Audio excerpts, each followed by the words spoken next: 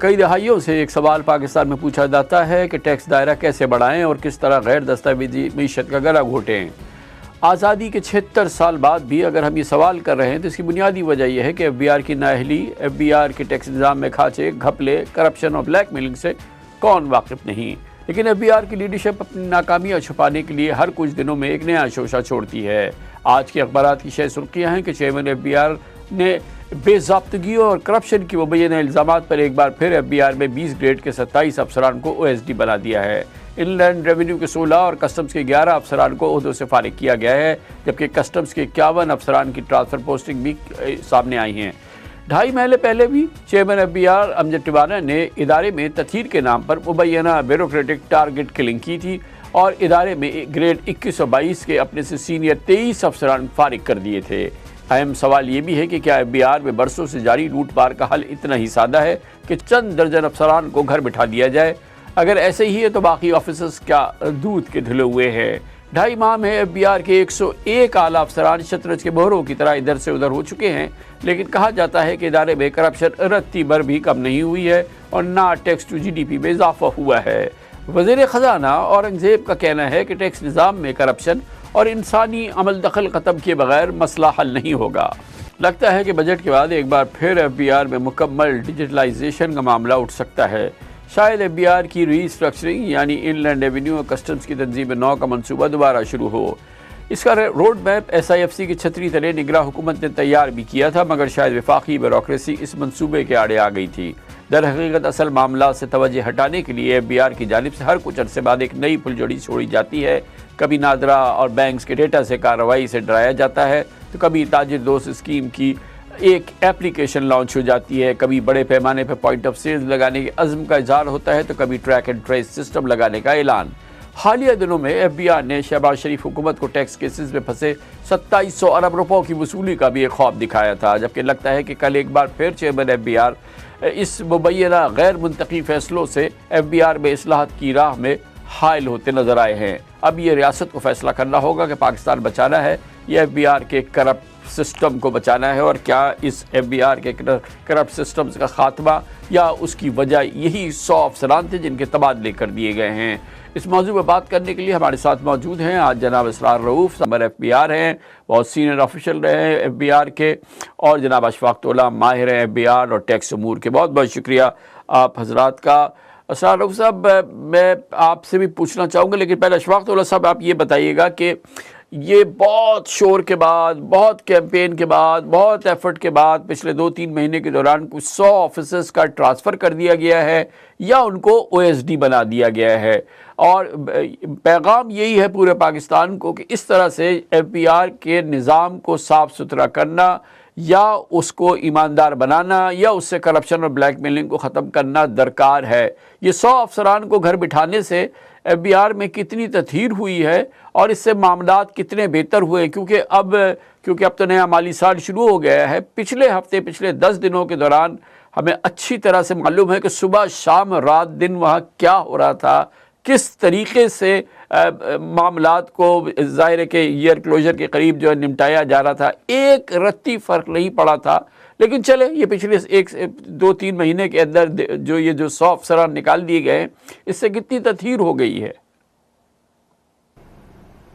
बिस्मिल्लाहिर्रहमानिर्रहीम। कामरान साहब, आपने बड़ी सही तरीके से इब्तिदाई में बताया कि या FBI ने चलना है या पाकिस्तान ने चलना है। सवाल ये पैदा होता है कि ये उनमें से आप सारे अफसरान की डिटेल मंगाएंगे और आप देखिएगा अक्सर अफसरान को A ग्रेड मिले हुए हैं। तो अगर ये करप्ट थे तो मेरा सवाल ये होगा इस निज़ाम से कि ये सारे A ग्रेड अफसर कैसे थे।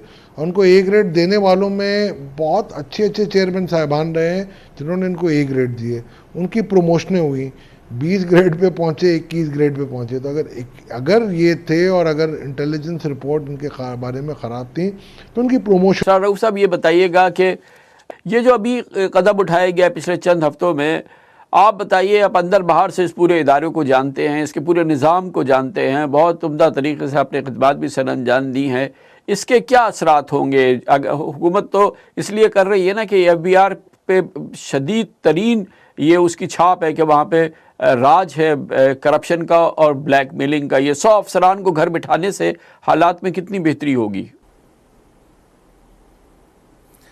बहुत शुक्रिया कामरान साहब, और अस्सलाम वालेकुम अशफाक तौला साहब एज़ वेल। देखें कामरान साहब, पहले तो मैं इस चीज़ से अग्री नहीं करता हूं कि एफबीआर परफॉर्म नहीं कर रहा है। इस साल भी आपका टारगेट था 9,400 और इन लोगों ने किया है 9,300। ये कोई छोटी कलेक्शन नहीं है। दूसरी बात ये है कि पोटेंशियल हमारे पास बहुत है।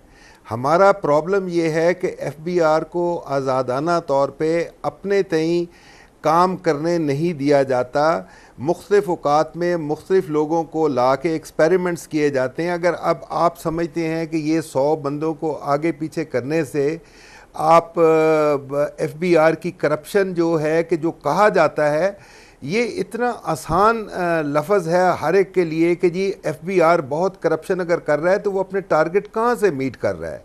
देखें, बात ये होती है कि आपके मुल्क के हालात होंगे अच्छे, वहाँ पे कारोबार चलेगा, इंडस्ट्री लगाएंगे, डिस्काउंट रेट को कम करेंगे, तो फिर जाके अभी तक तो एफबीआर उन चीज़ों को ही खंगाल रहा है जो कि आपके नेट में भी हैं और आपके पास इस वक्त अशफाक तौला मुझे सेकंड करेंगे कि पोटेंशियल बहुत है रेवेन्यू। अब मैं आपको जो अंदर की हकीकत बताऊं कि इस वक्त आपका सिर्फ 18,000 का स्टाफ है और 18,000 के स्टाफ के पास अब आप चाह रहे हैं कि जी आपका ट्रैक एंड ट्रेस सिस्टम ख़त्म हो गया। आपने अपने एम्प्लॉयज़ को पेट्रोल के तो पैसे नहीं दिए जो जाके वहाँ पे फैक्ट्रियों पे बैठ के उनको फॉलो करते। अब ये चीज़ें चलती हैं कैरेट और स्टिक के साथ। कैरेट आपने क्या किया है, अशफाक तौला गवाह होंगे कि हमने इस डिपार्टमेंट की सैलरी डबल की थी। 2016 से आपने उनकी वो डबल सैलरी भी वापस ले ली। अब वो सिर्फ 25% का एक अलाउंस ले रहे हैं। आप ज़रा उनके भी तो पोजीशन देखें। बाकी डिजिटलाइजेशन की आजकल बड़ी बात हो रही है। आपके एफबीआर में साहब, मैं इधर भी आपको रोकना चाहूँगा। पिछले साल 35% तनख्वाह बढ़ी है, इस साल 25% तनख्वाह बढ़ी है और ये उन लोगों की भी बड़ी है। माफ़ कीजिएगा, मैं तमाम एफबीआर अफसरान के हवाले से बात नहीं कर रहा, मगर उन सैकड़ों लोगों की भी बड़ी है, अफसरान की भी बड़ी है जो कि दिन में अपनी तनख्वाह से 6 गुना घर ले जाते हैं। पिछले साल 35% बढ़ी है, इस साल 25% बढ़ी है। वो 25% अलाउंस डेफिनेटली अलग से है, तो ये दुगनी तो हो चुकी है। नहीं, वो बात आपकी बिल्कुल सही है। देखें, आपको आप रेवेन्यूज़ भी तो देखें ना, आप कहाँ पे थे जब हम थे 2012-13 में। उस वक्त 2000 तक की कलेक्शन होती थी एफबीआर में, अब उन्होंने 9,400 कर दी है।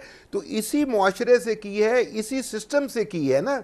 और अब अगले साल वो 12,000 के लिए जा रहे हैं। तो खुदारा उनकी क्रिटिसिज्म को थोड़ा कम करें, उनको थोड़ा सा और फैसिलिटेट करें, क्योंकि आपका मुकाबला क्रिमिनल्स के साथ नहीं है। आपको टैक्स एवेजन को निकालना है और ये अवॉइडेंस और एवेजन दो का झगड़ा है। कंसीलमेंट अब लोग नहीं करते हैं, अब अवॉइडेंस की तरफ बड़ी कंपनीज जाती हैं। तो उसके लिए आपको अपने ऑफिसर्स को इक्विप कर, हमारा प्योरली एडमिनिस्ट्रेटिव मसला है।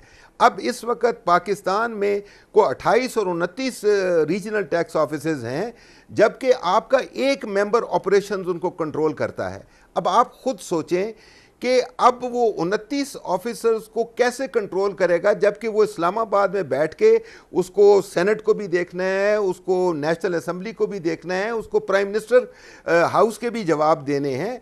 तो इसका नतीजा सिर्फ आपके लिए आसान ये है कि आप अपने फील्ड में 3 मेंबर ऑपरेशंस बिठाएं। एक आप साउथ में कराची में बिठाएं, सेंटर में आप लाहौर में बिठाएं और नॉर्थ का आप इस्लामाबाद में बिठाएं।